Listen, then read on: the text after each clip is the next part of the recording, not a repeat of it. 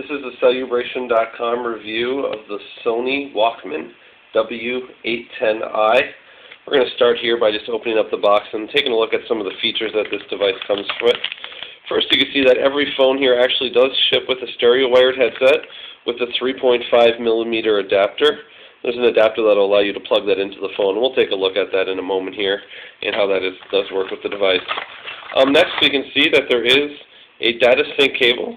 They do use their own proprietary end device here, so you can see right there for the device.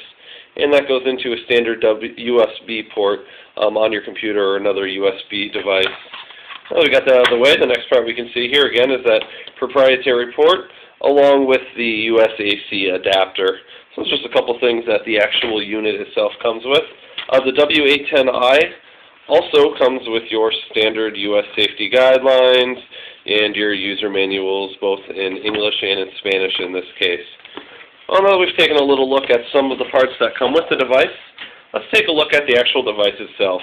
I'm going to go ahead while I'm talking about it and turn the device on here. It does have a nice display.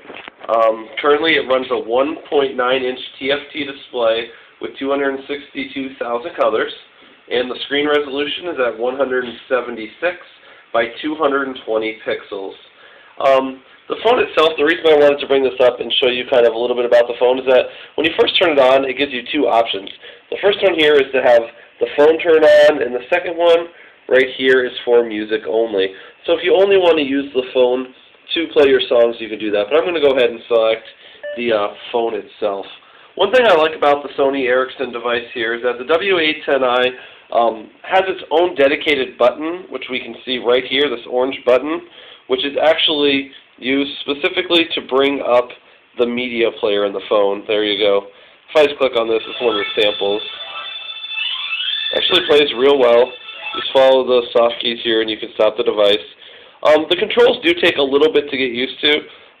For instance, the back key here is used pretty much to get out of all of the different menus on the device. I'll click that again, and I'm back at the main menu. The menu options are very easy to follow on the device. Hit the soft key there, and you bring up your standard menus. There's my contacts and my calendar, and obviously you can go through all of these, check them out for yourself, messaging, my different internet services, my play modes. Then again, we'll hit exit to get out of here. On the front of the phone, you can see there is a D-pad here. It's a little hard to see, but there is a play and pause button right in the middle, and then up, down, and then back and forth. So you can actually use that to navigate through your through the songs that you may be playing. There is your clear button here, and then your two soft keys, which are programmed for calls and to bring up the menu. So if I actually, let me get that back up there. If I actually click on the calls, it's going to bring up some calls there, and I'll just exit out of there real quickly. Brings me back to the main menu. Aside from that, you have your standard keypad 1 through 9, then your 0 and your star and your pound keys here. On the side of the phone, we do have a play button. That play pause button right here can be pushed, bring up music to play, and then I can stop it again. So you kind of actually have a couple dedicated keys for music play, and obviously the Walkman's point is to give you that added usability. On the bottom left-hand side of the device here, we do have a slot for a memory stick duo. It is expandable up to 2 gigabytes. Currently, this model is shipping with a 512 megabyte card, so you're already going to have some expandable memory that you can use right from the get-go. And then on the bottom, we have that charging and data sync port. And we'll go over to the left of the phone here, and we have the camera function. I just go ahead. The camera function allows for a 2-megapixel camera. It actually takes fairly good pictures. There wasn't a lot of undertones or anything of that nature while using the device. You know, a lot of devices these days, it seems that there's a lot of yellow or gray undertones, but it actually takes pretty crisp pictures. You can just kind of see here if I move it around to my computer there. It actually does have pretty good standard picture taking for a 2-megapixel camera, and it just saves it there. And I can go ahead and exit out of the camera again using the back buttons as I did before. The 2-megapixel camera will actually, or 2-megapixel camera will capture videos and photos. So you have both of those options. And there's also a photo light. We'll take a look at the back of the phone here for a moment. You can see there that You have your 2 megapixel camera right there, and then you also have the light above it, which means you can actually take pictures at night. I tested a little bit, and the night pictures were actually pretty clear for this type of device. The device is also pretty small, as you can see. I hold it in my hand.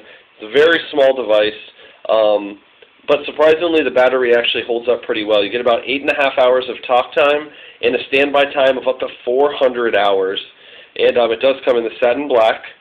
The device itself does support MMS and SMS messaging, so you will be able to send multimedia, picture messages, things of that nature from the actual device. And it's a 2-piece stereo headphone cable that comes with it. The USB cable that you use is a standard USB 2.0 cable, which you can connect to other devices with Bluetooth. Or you can also see at the top here there is an infrared port as well. And then, of course, we have the on and off button here. The on and off button also brings you into the normal meeting in-car mode. You can turn off the device. So it actually serves several multi-functions. Overall, I found the media play on this device to be excellent. The MP3 and AAC support on it were both next to none. It was easy to hear music. It was easy to have stereo playback on the device. And I actually found it very easy to use, although the navigation is a little tricky to get used to. The device does support the Edge network and GPRS, which means you will be able to browse the internet, download any of your favorite multimedia, music, things of that nature, and then easily sync them into the device as well. In fact, this phone allows for drag and drop capability. It's something that Sony Ericsson calls the disk-to-phone ripping software, which makes it easier to transfer your music onto your phone quick and easy. Basically, with the disk-to-phone, you select the tracks from your CD music collection, drag the songs onto the phone window, and basically it brings them right in and it's set to go. There's not a lot you have to do in order to get music to properly work on this device. That's just a quick overview of the Sony Ericsson W810i. You can also check out Celubration.com. We will have the phone listed in our forum section as a dedicated forum. If you have any more questions or you need more information on this review, please feel free to let us know. You'll also be able to check out our written review there. That'll be a little bit more in-depth, and we'll talk a little bit more about the functions of the phone and the design features of the device as well. So please check out Celubration.com, and this has been our review of the Sony Ericsson W810i. Thank you.